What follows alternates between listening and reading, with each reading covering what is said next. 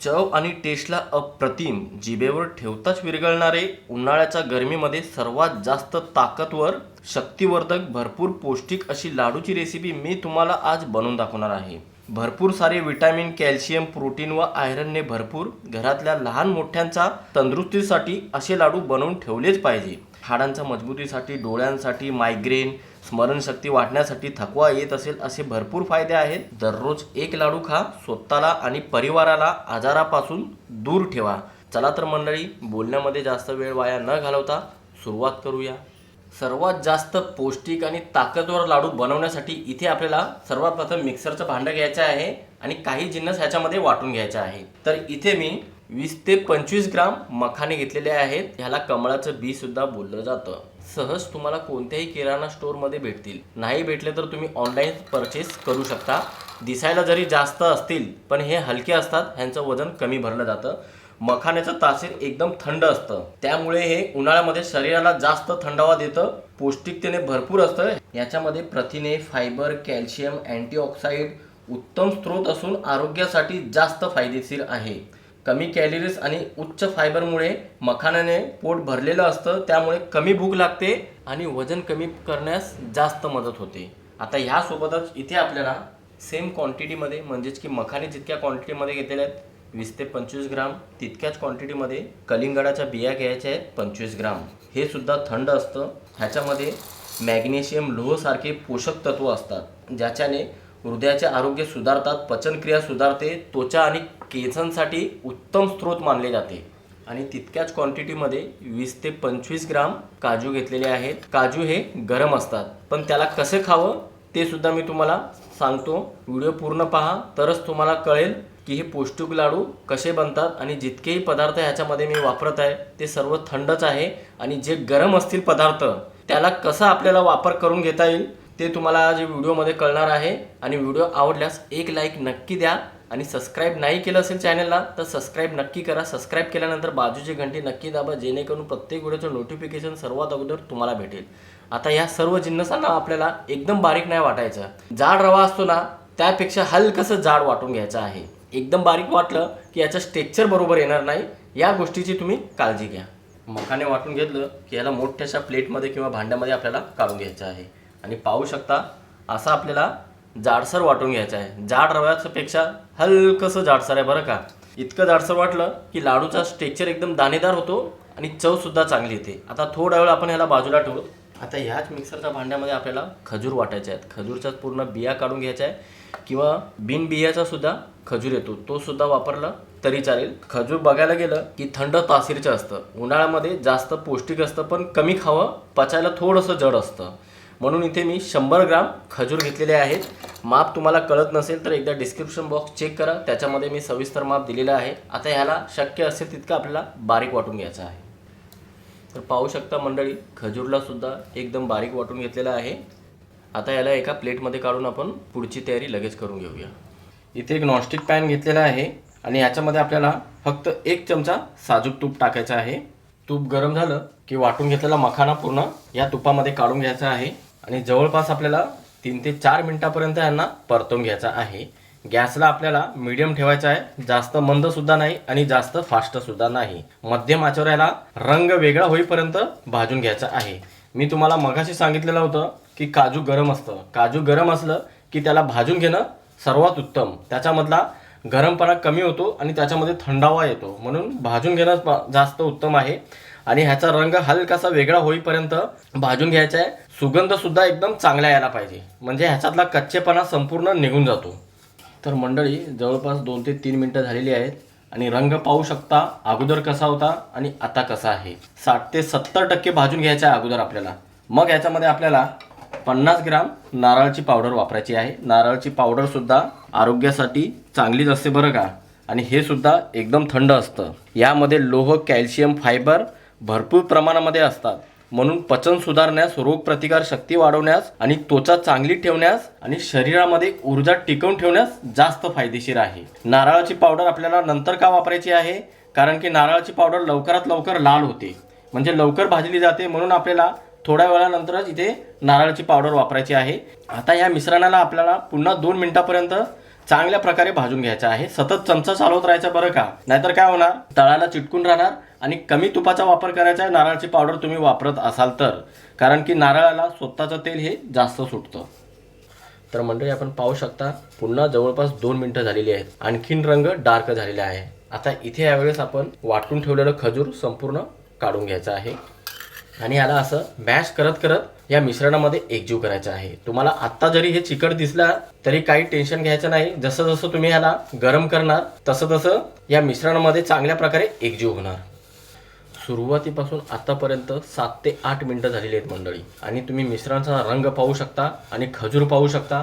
चांगल्या प्रकारे ह्या मिश्रणामध्ये एकजीव झालेले आहे. उन्हाळ्याचे दिवस आहेत मंडळी आणि उन्हाळ्याच्या सुट्ट्या पडल्या की मुलं दिवसभर बाहेर खेळायला जातात. उन्हामुळे एकतर डिहायड्रेशन होतं मुलांना, डोकं जास्त तापलं जातं, त्यामुळे डोकेदुखी वाढणार. शिवाय उन्हामुळे डोळ्यांनाही त्रास होतो. त्यामुळे असे लाडू तुम्ही बनवून ठेवलं आणि रोज दुधाबरोबर दिलं तर ह्याचे परिणाम भरपूर आहेत. तुम्हाला फायदे तर मी सांगितलेलेच आहे. मुलांच्या काळजीसाठी आणि मोठ्यांना सुद्धा असे लाडू तुम्ही खायला रोज द्या. जबरदस्त असे फायदे आहेत. आणि अशा प्रकारे आपल्याला सर्व मिश्रण भाजून घ्यायचं आहे. आता गॅस बंद करायचा आहे आणि ह्या मिश्रणाला एका प्लेटमध्ये काढून चांगल्या प्रकारे अगोदर थंड करून घ्यायचं आहे. आता ह्याच पॅनमध्ये पुन्हा आपल्याला 1 चमचा साजूक तूप घ्यायचा आहे. तूप गरम झालं की ह्याच्यामध्ये आपल्याला अर्धी वाटी म्हणजेच की अर्धा कप गव्हाचं पीठ टाकायचं आहे. वजनी प्रमाणामध्ये 50 ते 70 ग्राम गव्हाचं पीठ आहे. आणि गव्हाच्या पिठाला तुपामध्ये चांगल्या प्रकारे आपल्याला एकजीव सुद्धा करायचा आहे. आणि गव्हाच्या पिठाचा संपूर्ण कच्चेपणा जाईपर्यंत आपल्याला परतून घ्यायचं आहे. गव्हाचं पीठ का वापरत आहे? गव्हाच्या पिठामुळे लाडू वळण्यास जास्त मदत येते, म्हणजेच की बाइंडिंग चांगली येते. शिवाय गव्हाचं पीठ गरम असतं आणि गव्हाच्या पिठाला आपल्याला तुपामध्ये भाजून घेतलं की ह्याच्यामधलं गरमपणा, उष्णपणा कमी होतो, थंड होतं. म्हणून आपल्याला ह्याला भाजून घेणं महत्त्वाचं आहे. संपूर्ण कच्चेपणा जायला पाहिजे. तर पाहू शकता चांगल्या प्रकारे पिठाचा रंग असा लाल येईपर्यंत, म्हणजे हलकासा लाल, जास्तही लाल नाही बरं का, नाहीतर करपवून टाकचाल तुम्ही आणि मग लाडूची चव पूर्ण बिघडून जाईल. असं दाणेदार टेक्स्चर येईपर्यंत, हलकासा रंग चेंज होईपर्यंत आपल्याला परतून घ्यायचा आहे. आता गॅस बंद करायचा आहे. मखानाच्या आणि नारळाच्या पिठामध्ये गव्हाचं पीठ काढून घ्यायचं आहे आणि चांगल्या प्रकारे एकजीव करून घ्यायचा आहे. तर मंडळी असं चांगल्या प्रकारे हे दोन्ही पिठं एकजीव केलं की पुढची स्टेप लगेच करून घेऊया. तर पुन्हा इथे मी नॉनस्टिक पॅनमध्ये 2 चमचे तूप घेतलेलं आहे. एकाच पॅनमध्ये सर्व पदार्थ भाजून घेतलं किंवा तळून घेतलं की पसारा जास्त पडत नाही, म्हणून एकच पॅन मी इथे वापरत आहे. आता या 2 चमचा तुपामध्ये आपल्याला 2 ते 3 चमचे भोपळ्याच्या बिया वापरायच्या आहेत आणि सोबतच थोडेसे मनुके आहेत. 1 चमचे किंवा 1.5 चमचे तुम्ही मनुके वापरू शकता. मनुके गरम असतात तसं बघायला गेलं तर, म्हणून इथे मी कमी मनुके वापरत आहे.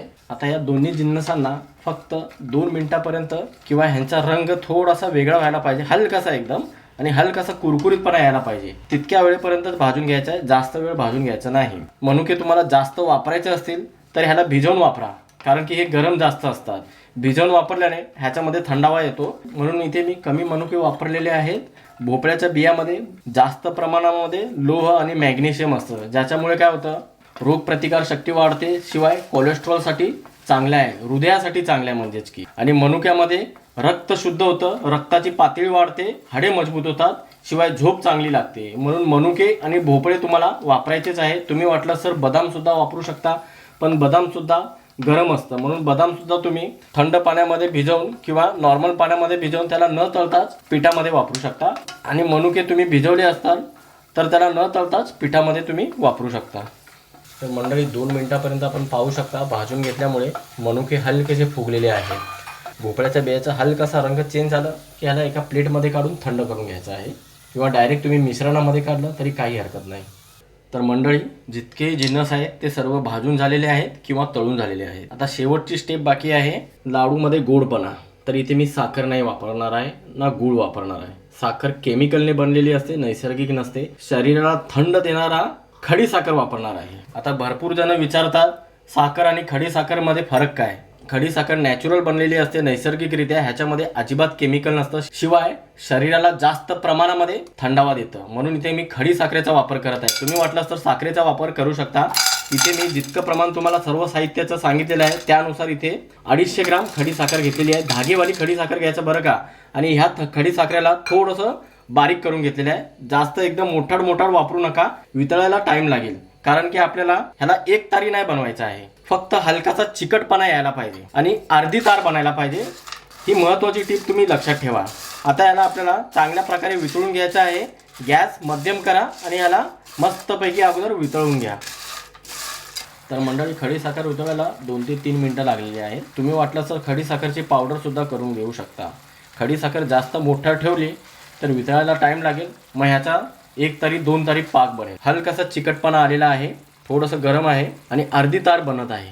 असा हाताला चिकट वाटत असेल आणि हलकीशी तार तुटत असेल तेव्हा गॅस बंद करायचा. ओव्हर कुकिंग होऊ देऊ नका, नाहीतर लाडू कडक होतील.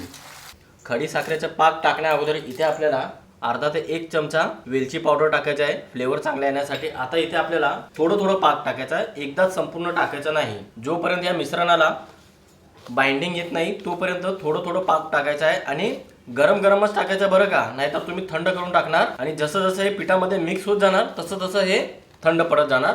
चांगली बाइंडिंग येऊ द्या, मगच आपल्याला कळणार पाकाचं प्रमाण किती याच्यामध्ये बसलेलं आहे. तसं तर मी तुम्हाला परफेक्ट प्रमाण दाखवलेलं आहे, पण एकदाच संपूर्ण पाक वापरलं की बाइंडिंग याची लूज होऊ शकते, म्हणजेच की सैल पडू शकतं. म्हणून आपल्याला थोडं याच्यामध्ये मिक्स करत जायचं आहे. मंडळी, जितकं मी तुम्हाला पाकाचं प्रमाण दाखवलेलं आहे तितकं पाक संपूर्ण याच्यामध्ये बसलेलं आहे आणि बाइंडिंग काय मस्त आलेली आहे. तुम्हाला ते चमच्याने जाणवणारच आहे. आता याला फटाफट वळायला घ्यायचं आहे. घरामध्ये जे कोणी तुमचे मदतीला असतील, आई वडील बायको, सर्वांना मदतीला घ्या आणि फटाफट हे लाडू वळून घ्या, कारण की हे गरम असेपर्यंतच वळायला एकदम परफेक्ट येणार, नाहीतर वळले जाणारच नाही. पाहू शकता मंडळी, मस्त असं गोल गरगरीत जबरदस्त लाडू वळून तयार झालेले आहेत आणि दिसायला किती सुंदर दिसत आहे. अशाच पद्धतीने संपूर्ण लाडू वळून घेतो आणि ह्याला एका प्लेटमध्ये काढून ठेवतो. तर मंडळी, संपूर्ण लाडू बनवायला मला 4 ते 5 चमचे साजूक तुपाचा वापर लागलेला आहे. कमी वेळेत कमी खर्चामध्ये जास्तीचा पसारा न टाकता असे झटपट लाडू तुम्ही सुद्धा बनवू शकता. दुधाबरोबर रोज लहानांना काय मोठ्यांना सुद्धा द्या. इतके शक्तिवर्धक आणि जबरदस्त असे पौष्टिक लाडू आहेत. जिभेवर ठेवताच रेंगाळणारे हे लाडू तुम्हाला नक्की आवडतील. पाहू शकता, जबरदस्त असे दाणेदार झालेले आहेत.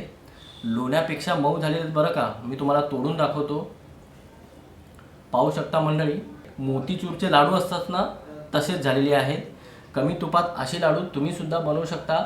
फ्रीजमध्ये ह्याला तुम्ही बंद डब्यामध्ये ठेवलं तर 1 महिना सहज टिकतील. फ्रीजच्या बाहेर ठेवलं तर 20 ते 25 दिवस सहज टिकतील.